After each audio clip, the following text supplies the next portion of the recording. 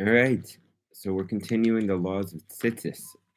We're in Seif Chet and Siman Chet Seif He. SHulchan Aruch writes, Mivarech lehit atef betzitzit. Okay, so remember, not batzitzit, but bitzitzit. We're wrapping ourselves in tzitzit. Okay. The SHulchan Aruch then talks about a situation when three people are wrapping themselves in one tzitzis, and he writes that it's possible that every person can say their own bracha, or one person can be yotze everyone.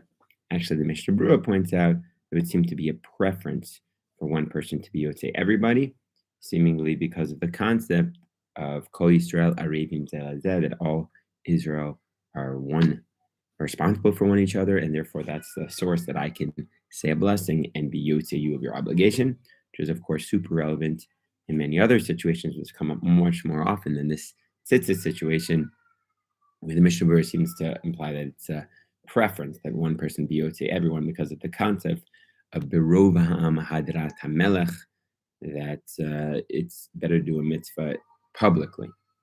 But the Shulchan Aruch seems to imply, well, either way is fine, whether you say your own blessing or one person covers everyone, and it may depend on the situation, as we'll talk about in other situations.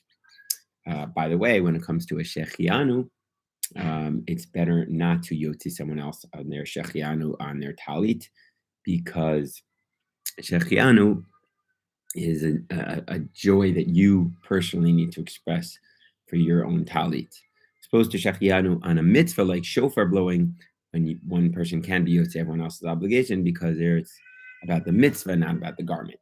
Okay. 8.6. Next halacha, Shulchan Aruch writes, Al talit katan yachol levarach litatef, alfa pisheinu mitatef el lovsho. So even though you don't generally wrap yourself with a small talit, what we call it tzitzis, you can still say the blessing of litatef. The Ramah writes that our custom is to say al mitzvat tzitzit, and that is indeed what us Ashkenazim do. I'm not sure what Sephardim do. They may also just say al mitzvat tzitzit. The Mishnah Berurah asks, why is it okay to say alihitatef, to wrap ourselves, when we're not actually wrapping ourselves? So he answers that that's the nusach of the bracha. It's similar to a leishe basukah. We don't actually have to be sitting. It's the general nusach, so therefore it's okay. Now, what if I accidentally said an al mitzvah tzitzis on a talis, or vice versa? I said alihitatef on a talit katan, as we discussed. So either way, b'diavad, it's fine, because the nusach is appropriate for both talit katan and talit gadol, so b'diavad it's okay. 7.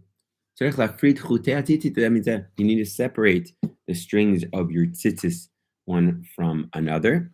The Mishnah Berurah points out, based on the Arizal, that tzitzis stands for a tzaddik, yifrod, tzitziotav, tamid. The tzaddik is always separating his tzitzis to make sure that they are not entangled and that all are kosher.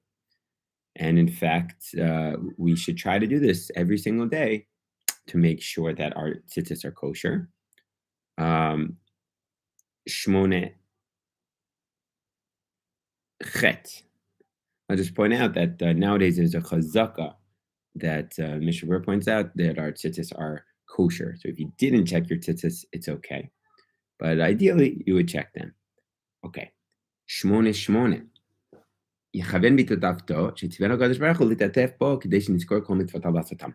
have in mind that I'm intending to fulfill the mitzvahs. Makes sense. I just point out that the whole point of tzitzis is to remind us to do the mitzvahs.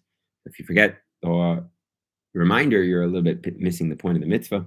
Rav Dessler points out in one of his beautiful articles in Read and Strive for Truth, you should try to think of a particular mitzvah that you want to focus on that day, and that way the tzitzis will practically help you in your avodas Hashem.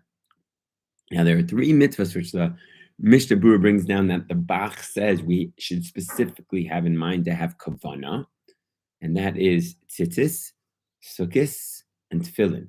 Because all 3 of those situations, the Torah goes out of its way to give us the rationale for the mitzvah.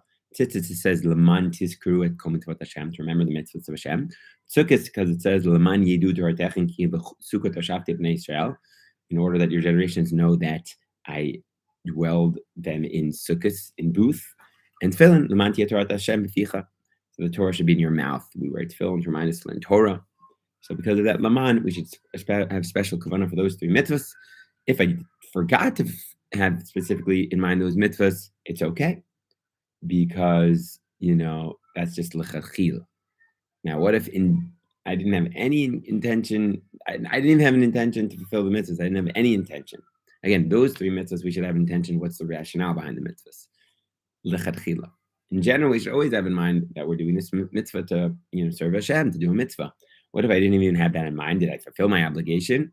The answer, long machlokas, the answer is yes, it still counts, because it's obvious from the context that I'm doing the mitzvah for the sake of Hashem, so you have fulfilled your obligation.